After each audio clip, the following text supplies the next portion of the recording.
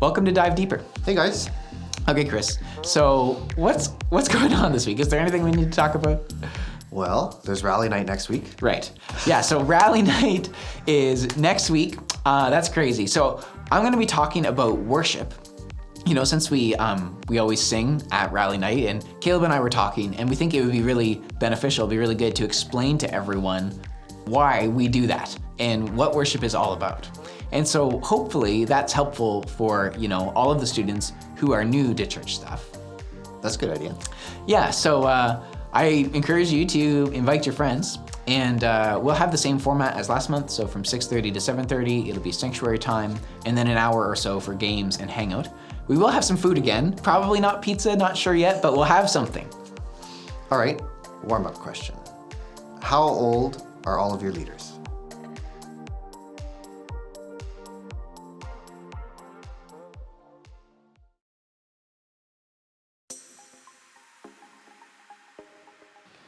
What part of chapter 23 did you want to talk about?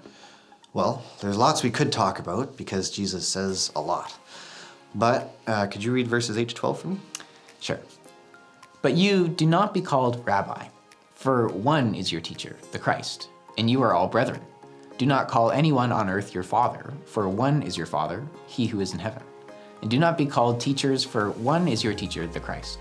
But he who is greatest among you shall be your servant, and whoever exalts himself will be humbled, and he who humbles himself will be exalted.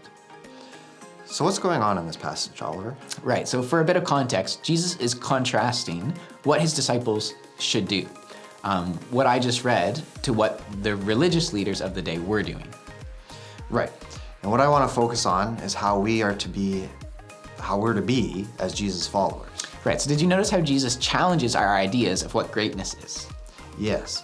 So Jesus seems to be saying that in his kingdom, the greatest people, so the people equivalent to like kings and queens and movie stars and wealthy business people, are not necessarily those people, but people who have served others. Right. And we can tie that to other ideas Jesus presents, like last week's chapter, where Jesus says the greatest commandment are to love God, and the second is to love your neighbor as yourself. So in Jesus' kingdom, the greatest people are those who love and serve others the most. And when you lower yourself, that is to humble yourself, to take those positions of service, God raises you up and exalts you. Right. So here's my question in two parts. When are times you have exalted yourself and were humbled? And when are times that you felt the need to humble yourself and serve others?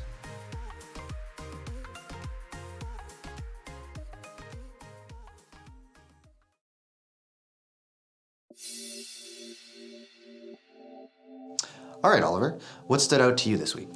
Well, this whole chapter, Jesus is criticizing the Pharisees. And in verses 2 to 5, really stood out to me. So would you read that? Sure. So the teachers of the religious law and the Pharisees are the official interpreters of the law of Moses. So practice and obey whatever they tell you, but don't follow their example, for they don't practice what they teach. They crush people with unbearable religious demands and never lift a finger to ease the burden. Everything they do is for show. Yeah, so I think these verses show us what it was about the Pharisees that Jesus felt like he had to call out. So it's also a warning to us. Okay, so what is it he was criticizing? Well, the first thing he mentions is that they don't practice what they preach. They would tell people, you know, these are all the rules from the Old Testament that you have to follow, but they wouldn't actually follow the heart of God's law, like Lindsay talked about last week. They didn't love people and love God.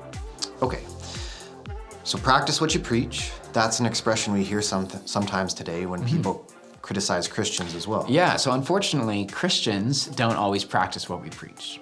We don't always follow the rules that we claim the Bible teaches. But more than following the rules, we don't always love people well. Like Jesus said, that sums up all of the commandments in the Bible.